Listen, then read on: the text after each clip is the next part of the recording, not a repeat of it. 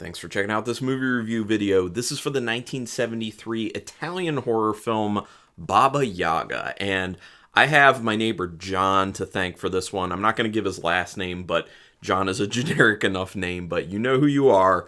Thank you so much for giving this to me. John gave it to me because he upgraded his version to a Blu-ray. This was put out by Blue Underground. And I quite enjoyed this movie. It is a lot of fun. It's not like the best film I've ever seen, but it's very interesting. It's very well done in many aspects. And I haven't watched an Italian film in a while. I mean, it's literally been many, many months. So it just feels nice. Like, it feels cozy to go back to this again. So, also a familiar face in this one with Carol Baker, who I always enjoy seeing Carol Baker in these films. So, let's talk about Baba Yaga. Directed by Corrado Farina, who did 12 other Italian titled films. Written by Farina as well as Guido Crepax, who wrote a film called Valentina, and Giulio Berruti, who wrote The Green Tree and The Killer Nun, just to name a few.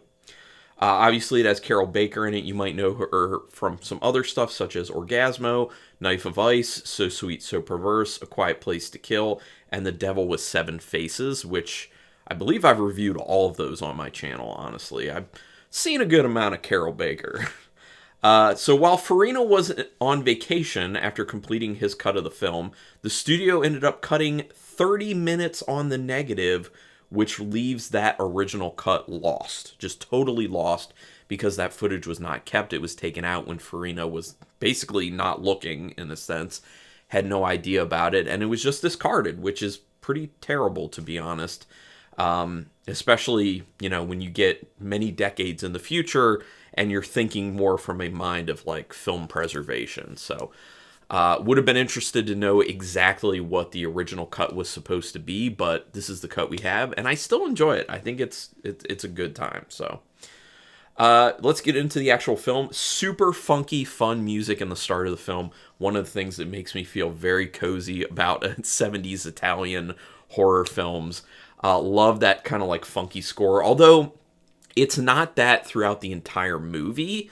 It starts that way, and you do get that a few other times throughout the film, but it does kind of change styles of music throughout it to obviously fit the moods, which is what films do, but that kind of like oddly mismatching but feels awesome, like funky music that gets thrown into these films, kind of like what a lot of people think of like Goblin scores for Argento films. I just like it. Like, the first time I saw something like that, I was just like, this doesn't feel like it matches. This is weird. But then over time, you just get used to it. You just go with it. And like I said, it feels cozy. It feels fun. I enjoy it. So I like that it starts that way. The movie is highly sexualized from the get-go, which makes a lot of sense because obviously the movie in the end really is about sexuality, at least from a thematic standpoint. That's what I really think it is about. I mean, this whole thing feels like it's the character of Valentina and a lot of the stuff that's playing around in her head. Although there is this kind of witch aspect to it, but obviously I'll dive more into these themes and this subtext as I continue the review. But very interesting stuff. Very sexualized though, which, you know, is not uncommon for 70s Italian horror films of the time. So it fits in very well with other films of its like. When Valentina leaves Arno in the dark of the night in the beginning, it feels like she's in danger just because of the emptiness of her surroundings and how dark everything is. Also, I really like the shots they use there because it shows some very interesting architecture. You know me and Italian architecture. It's something that I really enjoy seeing on film. It's just so interesting. I don't know what it is. Am I weird? I'm weird, I think. But yeah, you just get this feeling that this could be a Giallo film, honestly, because it seems like a setup for a Giallo film. The sexualization, then the fact that she's walking alone in the dark, and it just, you have this feeling like she's being watched. I mean, one of the camera angles kind of looks like that Giallo killer POV. Just saying. But that's not what ends up happening. Then that's when she ends up saving the dog from being run over by Baba Yaga, but then there's this question at the end of the movie, was Baba Yaga even real? But I'm not going to answer that right now, or what I think about that. I'll get to the end when I get there. The introduction of Baba Yaga is kind of creepy, but also alluring at the same time, which has a lot to do with Carol Baker's performance personally. In my opinion, she is a great actress. I think she breathes a lot of life into this character, and I think she plays it really well. But one of the interesting things also to note is that they make her character look kind of sickly, but she's also very beautiful at the same time. She's very elegant, she's very sexual, she's very beautiful, but she also looks kind of sickly, and they also give her these pointed fingernails. So it's kind of like the creepy mixed with the alluring, and that's really good to visualize that to the audience, because that's what Valentina is feeling at that point. Like, she doesn't know this person, she is kind of creepy, so she's kind of scared of this person and unsure of them, but at the same time, she's kind of attracted. And that's where this whole film goes. Like, that's a great start to it, because that's really what this whole film ends up being about, is her kind of issue with, like, feeling like repulsion, but then also an attraction to this character of Baba Yaga. I already talked about that one. Not quite sure why Valentina is so open to Baba Yaga in the beginning, especially when she's creepy, just shows up uninvited to her shoot the next day, and then insists that they're like destined to be involved together. Now, that can kind of be answered if someone's take on this film is that Baba Yaga doesn't actually even exist, and this whole time it was just stuff that was playing out in Valentina's head. So, but my thought when I was first watching it was, why is she so trusting of this person who she doesn't really know? They're acting creepy. They're just kind of showing up uninvited. You know, all this stuff that would say, stranger danger, don't go near this one. They definitely give you the feeling that Valentina's camera stops the cameraman's camera, a lot of camera in there, from working because of Baba Yaga putting some sort of magic on it, some sort of curse. But is this intentionally misleading, is what you start thinking. It does that whole thing, and I think the movie does a good job of kind of keeping it going throughout the film of like, is this in her head? Is this not in her head? And I think a lot of people could argue that it's not clearly resolved by the end of the movie, that you could still think everything was in her head or it was not. So, and I will weigh in on my thoughts on it at the end, but I think it's interesting that they kind of set things up that way. The scene of Arno looking at the sexual comic book and then Valentina picturing the two of them being sexual together in black and white in the same kind of like comic strip style is super cool. I love that. A lot of interesting like black and white stills being used for that. It's just inspired, interesting filmmaking. I love that sequence. It's very different. I don't think I've ever seen anything like that used in a film before, and it just works. And it's a really more artistic, interesting way to kind of like get to a sex scene and actually incorporate some of the sex scene in it in just an artistic way. So I really appreciated that. Nice misdirection when Tony sneaks in to Valentina's place while she and Arno are laying in bed post-coitus. Because, again, you kind of get that feeling like, is this about to turn into a Giallo film? Because she has the black gloves on, she's sneaking in, it's showing her POV, and then she raises up a gun. Obviously, she's playing around, we find out, but it is this whole thing, like, is someone about to get killed? Is this transitioning to a Giallo? But it does not. So we end up finding, oh, it's just Tony. She's here to be photographed. Good misdirection. And the Baba Yaga curse seems to strike again as Tony becomes ill when she becomes photographed. Obviously, this becomes a theme, which really makes me wonder, why does Valentina keep using this when she starts to have this suspicion after numerous instances of this camera being cursed? But then again, because like I said, they do a good job of making you think throughout the film, like, is this in her head? Is this not in her head? You could just see it as, oh, she's just being kind of paranoid about this, and it's not really a big deal, which could explain a little bit of why she does continue to use it, because she is going through that internal struggle of like, is this for real, or is this actually in my mind? You know, that type of thing. But real quick, pause for horror hydration. Sorry for that. It's certainly odd that Baba Yaga has such a large hole in her floor. But, as we find out later, Chekhov's hole. If you see the hole in the floor of this building, then later on, they must use the hole in the floor of this building. And that is exactly what happens. But I'll talk about that more when we get to it. The bondage doll, when that is introduced, Annette, they call her, creepy and weird. They did a good job of getting the facial likeness to the woman who ends up playing the human form of her later, but quite weird. When you first see it, you're just like, a bondage doll. Who has this bondage doll?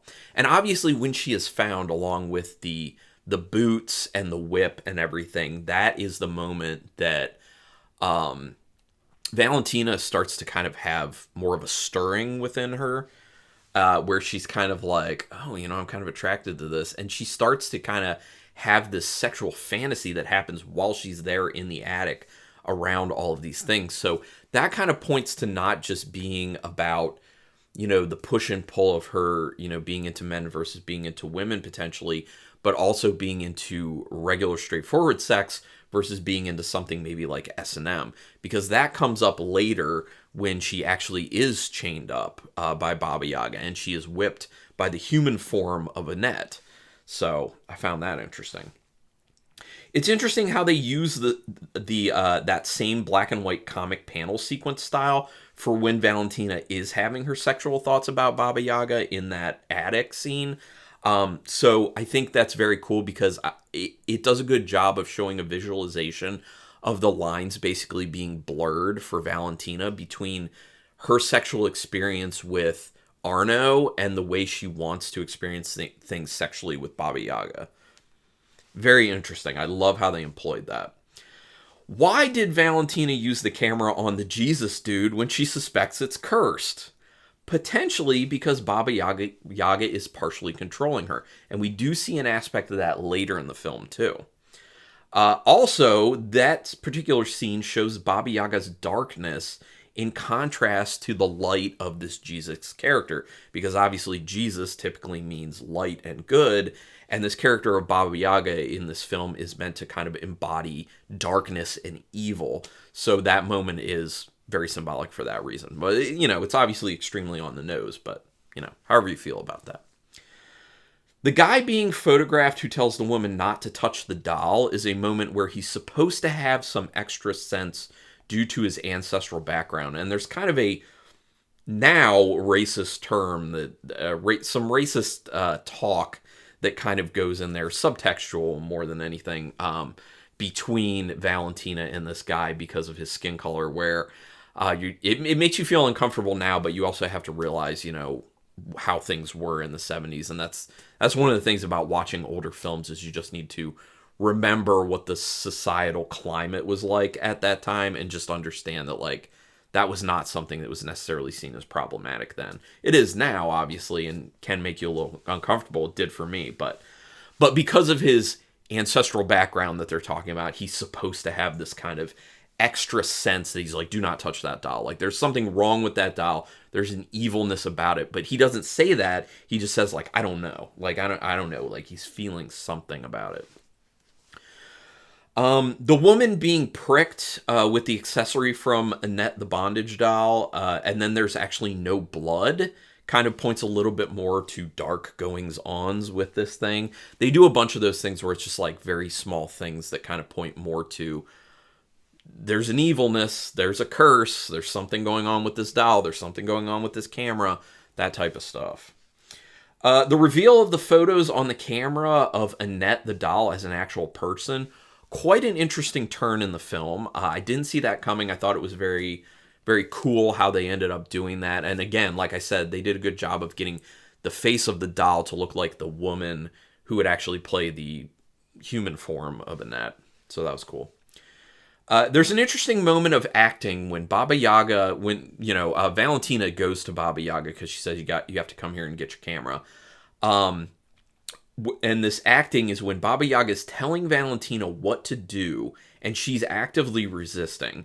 But then her eyes seem to get heavy, and they partially close a few times, which would indicate Baba Yaga starting to have an influence that's overwhelming her, which I thought was a very interesting physical acting choice. You can see it, and it's not being said so much. She's saying these things to Valentina, like trying to control her, and she's really putting up a pretty good fight. But then she has those moments where her eyes, they're starting to do like that type of thing. And you get it. Like, you just connect with it. You're like, oh, there's something going on with her right now. And it's like she's being overwhelmed by the power of Baba Yaga, which is super interesting, which I think can be seen as being giving in to her desires at that point.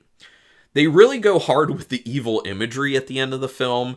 You know, it's a very gothic looking house. It's dark, it's stormy, you have a lot of lightning flashes going on. There's a snake inside. There's a what other things? Oh yeah, there's a fruit bat in there. It's just, they went very heavy on the dark imagery, but you know, for its time, not uncommon. I did appreciate it. Thought it was pretty sweet. Then you get Chekhov's hole in the floor. Like I said earlier, obviously Baba Yaga gets pushed down that hole, which from earlier in the film, we believe it is this kind of cavernous hole that almost has no end to it. But then when the police end up showing up, they show that, oh no, it's actually like, it's just a hole and you can just jump right in it. And there's a dirt floor down here basically with just a bunch of stuff. And there's no Baba Yaga down here. So that's, again, one of those moments where the police come in where they're just kind of like, the audience is like, okay, well, then this was all in her head? Is that what's going on? By the way, sorry, a little more. Getting real dry today. Extra sinus stuff going on. But yeah, again, just one of those things where they're kind of making you question what's going on in Valentina's head. Cool twist that the house has actually been abandoned. Another moment where you're supposed to be like, oh my gosh, like, this must be just in her head. And then the question does become, was Baba Yaga ever real? Here's my opinion. I would say yes. And the reason I say yes is because of that final shot of the film where they show the cat sitting behind those wooden pieces that Baba Yaga had been touching so much, that were insinuated to have some sort of power tied to Baba Yaga. So I think showing that with the cat, which insinuates being potentially a familiar, was to show, yes, Baba Yaga is real and a witch in essence. So that's my personal opinion on it, but I can easily see how people would interpret it as this really was all in her head, because I think at the end, the whole theme is really about Valentina and about the internal struggles of Valentina, which I'll talk about a little bit more with another note that I had. But first, I want to say I really like the nice gothic look to this film at times. That was very cozy and fun, and I'm watching it in October, so very good for now. The piano music also in this is extremely excellent, and it gives it this kind of like sophisticated feel to the film that I really enjoy. Not something I can really explain. I just like how that piano music makes it feel.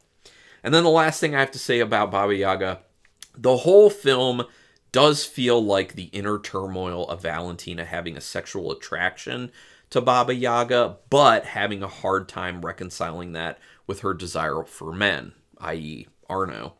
It's then also framed as a good versus evil struggle in her mind, like her feeling like giving into these kind of dark desires of being into women is bad versus her good desires of being attracted to Arno because that's societally acceptable. That's what you're supposed to be doing as a woman. You're supposed to be getting it on with men and not with women. So it's this kind of good versus evil struggle internally for her, and her trying to figure out her sexuality. But then also, like I was saying, it seems to also have a bit of like an S&M aspect thrown in there as well. Like, is she into being whipped? Is she into being chained up? Like, it kind of insinuates that she is to a degree, but she's also scared about that. It also feels to her like it says something bad about her, that she kind of wants that. So for that reason, I find this as a very interesting film. And so I'm very glad I saw it. So again, John, thank you so much. And I'm really excited to add this to my collection and watch it more times because I had a lot of fun with it. This is definitely one I would rewatch again. So out of 5 stars with half stars in play, I'm going to give it a quite good 3.5 star rating. I do enjoy this one, and this is where I want to hear everyone else's opinions on Baba Yaga. Go ahead and put it down in the comments. Even if you didn't like it, your opinions don't have to match mine in order to make comments. Just give me explanation, give me a sentence or two letting me know why you do or don't like it, and we can get nerdy, talk about it. But do me a big favor, hit the thumbs up on this one if you did enjoy it. Also, subscribe to my channel. That's your best way to repay me if you like any of the content. And also just watching my videos. And if you want to watch as many videos as possible, hit the notification bell button, because then you'll know when I'm putting up new videos, which during the month of October when I'm putting this out, I'm actually doing a lot of videos. It's just going to be like 3 a week after, when we're not in October. I just go bigger in October because it's October. Let's celebrate. But regardless, thank you so much for checking out this video. And until next time, keep it brutal.